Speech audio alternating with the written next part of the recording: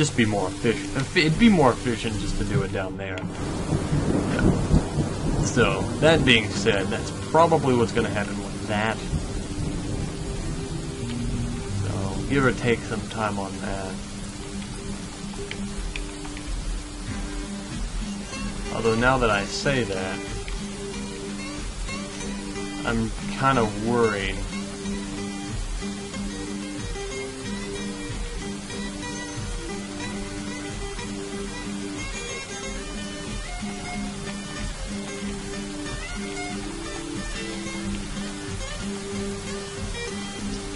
I don't know if that's where I want to make the exact hallway for, but it'll be fine.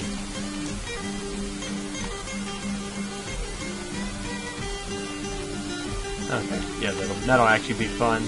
I want to do this so that I can actually remove that bridge. Or raise it when the time comes. Thinking on that, I will make a lever now, so I don't forget later. Right here, so I can just put one dwarf to raise that bridge. We might lose a few dwarves who get knocked around by it, but you know that's a small price to pay. Oh God, while I was talking about it, I was thinking, well, there's the siege. We're fucked. Oh goddamn! I'm like really jumpy because I'm expecting something bad to happen at any time, and we went from 52 dwarves to 73. Let's actually sort that by migration wave. 22 dwarves.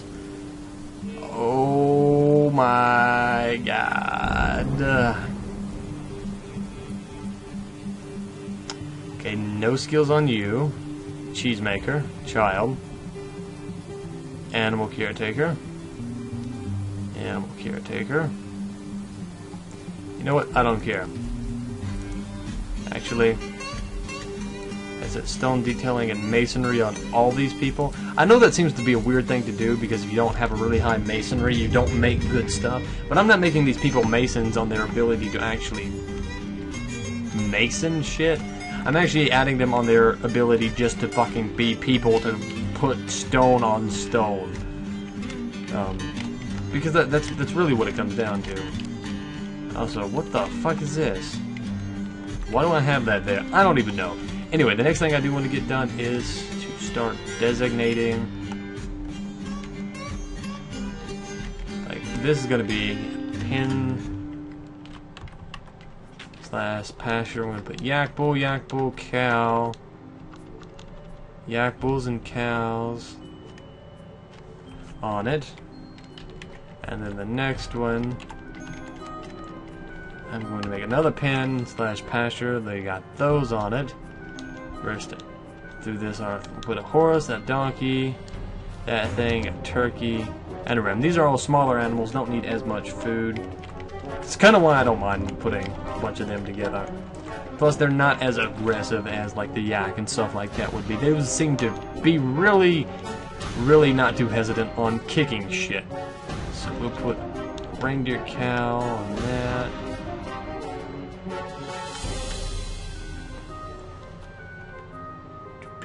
Put the other cougar here. I don't want any of the dogs and stuff like that in these, and so that should be everything. We'll put the cougar cubs here.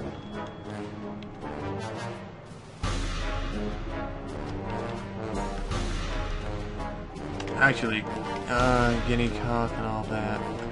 The next thing I do want to do is make some, and this is going to go hand in hand with this, is start collecting eggs. Since it does seem like we have turkeys, like we have a turkey here. I don't know if that's male or female, but what doesn't matter, as long as they're turkeys, it should be fine. I think a peckite is an egg-laying thing, and we're going to be putting nests in there, so we can start collecting eggs. That'll also be a neat little supply of food. It'll help diversify things, because God knows we need that. Oh God, do we need some diversity in what we eat here in Fort El Patico. And cave tortoise hatchling.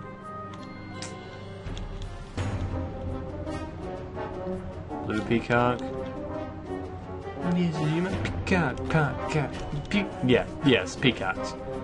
I'm pretty sure that's everything that we're gonna need. Peacock, turkey. No, forgot that. Forgot the turkey. Well, I forgot the turkey of all things. Anyway, where we actually make the nest is in the Craft Dwarf's workshop, and we'll make it out of rock because we don't need any. We don't need it made out of anything more important. Nest box 2, 3, 4, 5, 6, 7, 8, 9, 10. Actually, I'm going to be making 10 of those because we do have several different egg-laying types of creature-redos. Seems like we are getting our migration wave settling in a little bit. Let's see, how many beds do we have made now? Not that many, but I can still start placing them. So it seems like Casa El Patico is filling up fairly quickly. We're starting to actually get fairly decent sized migration waves, which, again, very nice. Something that we need. We've got a lot of cabinets. This guy needs cabinets. He's got a lot of extra clothes. That's a shitty way to designate who needs a cabinet. I'll be right back. I'm going to be placing these. Alright there. Got all the cabinets that we have made placed. But should, you know, do pretty well. And hopefully we'll be able to get rid of this and this. So we'll get some drawers. Hopefully some of the migrants will also help in this, getting the animals moved down there. And they should also start helping with building this, which is, you know, an important goal. Now that we've got a lot of extra dwarves, many of who, I will say this right now, are going to be going right into the military. Especially if I sort by migration wave and then go to military. How many of these guys have military skills? That looks like quite a few of them. Quite a few, I mean enough to make it worthwhile. Looks like we have 15 arbiters. That should dwindle down pretty quickly. I already gave them jobs. I already gave those filthy migrants jobs. But no, but I mean seriously, I mean I did, so they should be able to get out of that fairly quickly. Should do us quite well. What are these? Why are there leather bins up here? What the fuck is this? I don't even know. I sometimes question my dwarves. I realize I shouldn't do this. They're retarded, but kinda have to. Also, this is where I'm going to be putting up several of the, like this whole entrance right here is pretty much going to be like the most insecure area I have in my fort. Which is saying a lot considering I have lava moats and all sorts of bullshit everywhere. But I mean, I'm serious in that. Probably one of the most insecure areas I have. I will be building traps, which is something I don't normally do. Maybe building traps. I don't know if I am or not. Traps has always been something I've been sort of finicky about, but I don't see the point. I really don't. There's so many other ways that you can defend your fort that I've never really saw the need. Obviously, I probably do miss out on a lot of things in this game because I don't feel the need. But that's just how I play sometimes. I can't help that. It's how I've always been. Now, like I said, about insecurities, one of the biggest insecurities of my fort, even now, is probably going to be anything that might come through this volcano. As we've seen, there are fire imps in it, meaning there is some connectivity to it, to something otherworldly at the bottom. Now, that being said, a few people in the Steam group have given me suggestions on how to actually explore this, but because of how high it is, I don't think I can. They gave me a few tips on that. If I actually drop a rock that is under my possession, which is pretty much anything I dig, or make a floor up there and then let it fall down, I won't actually get vision all the way down the length of the volcano, which would be quite nice. It'd be quite nice. It would give me a lot of, like I said, it'd give me a lot of vision. It would let me see all the stuff down there. It would even probably let me see into the back of the sea. Also, what's going on in here? Somebody left some food out. It set up some orders. What did I just click? Gather food, refuse. Gather vermin remains. Some dwarf is gonna get his ass kicked, and I swear to God, I will be here to deliver the ass kicking firm and swift on his behind.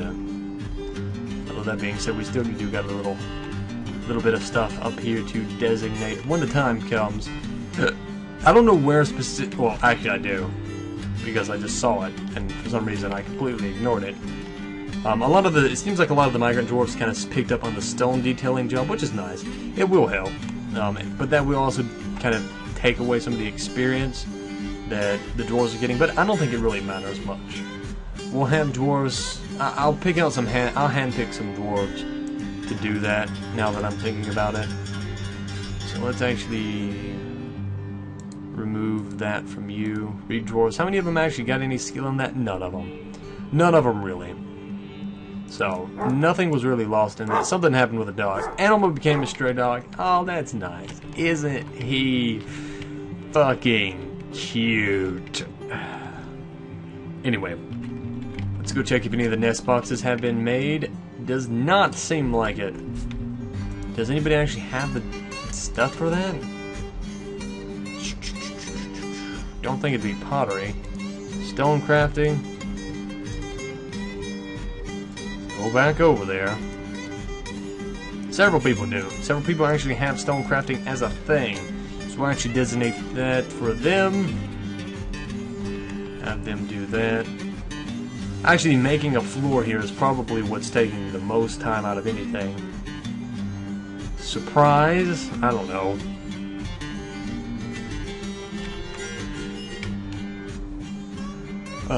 What the fuck is this? Oh, that's strawberry seeds. I thought there was a hole in the ground, and I was about to be like, the fuck is that? Why is there a hole in the ground? And then I realized it's not, and I'm just retarded, so... Okay, so they're actually getting done with that bit of floor there. They should start getting onto the walls, which is what we need. It's what we really need, to be honest. Now, since we actually are getting quite a lot of migrants, like I said, once we do get this done, a Dusk Elf caravan from Olma Sablati has arrived. Oh, very nice, very nice.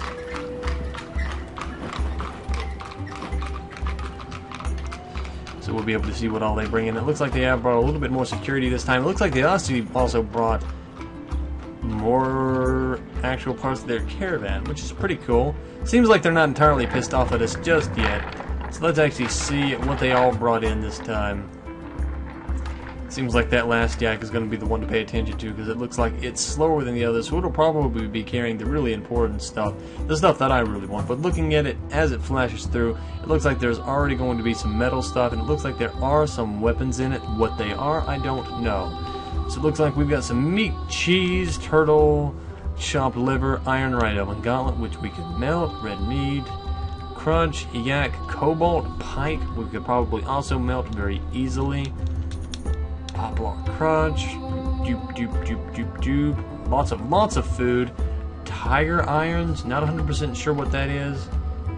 This is a tiger irons. Yeah, not exactly that helpful, is it? Grizzly bear tribe. It looks like it's going to be a lot of food. A little bit of cobalt stuff it seems that they have access to, which is going to be nice. If we piss them off, that means that they will probably come equipped with cobalt, which we'll have a field day with, I trust you now. Looks like we also got some pig milk. Looks like I really wasn't wrong with the cobalt thing. It looks like there is also a lot of stuff that we'll be able to melt down, which is the main reason for this anyway. A lot of food. Looks like a little bit of alcohol from what I've seen, not a lot. And I've been pointing out the alcohol as much because, I mean, right there, watermelon brandy. I think we've seen two other things like that before. I don't know what a pentandolite thing is. Cannot be melted down. It's got a pretty high value. This is a pentandolite ring. It misses with spice of well-crafted amber, opal, and groundhog bone. Pretty neat. Not that bad. Iron buckler. That's pretty cool. Moose sweetbreads. Okay, that being done. It actually does it. That's set bridge. I fucked up. A, B. Set it to that quartzite bridge. Have it trigger on that. We'll have a little bit of time for them to just kind of rest here and get their bearings. And I will actually wait for most of the dwarves to finish up these last few wall jobs before I really set them at anything. So that will clear out some of the dwarves. I'm hoping that that one guy will stay there near that lava, so that when I do flip the switch, he will get flipped himself and probably die, which should make things easier for us. Also, them being trapped in this hole here really isn't going to be helping them all that much. Anyway, I have been losing guys on this. So you're not a spear dwarf. Be adding people back into these. It's really going to be their first big thing, to be honest. Competent hammer dwarf, okay. Novice fighter. I'm probably going to be training the better part of these guys in swords. That just seems the easiest thing to do, and I'm kind of a lazy prick sometimes. Okay, he's already in a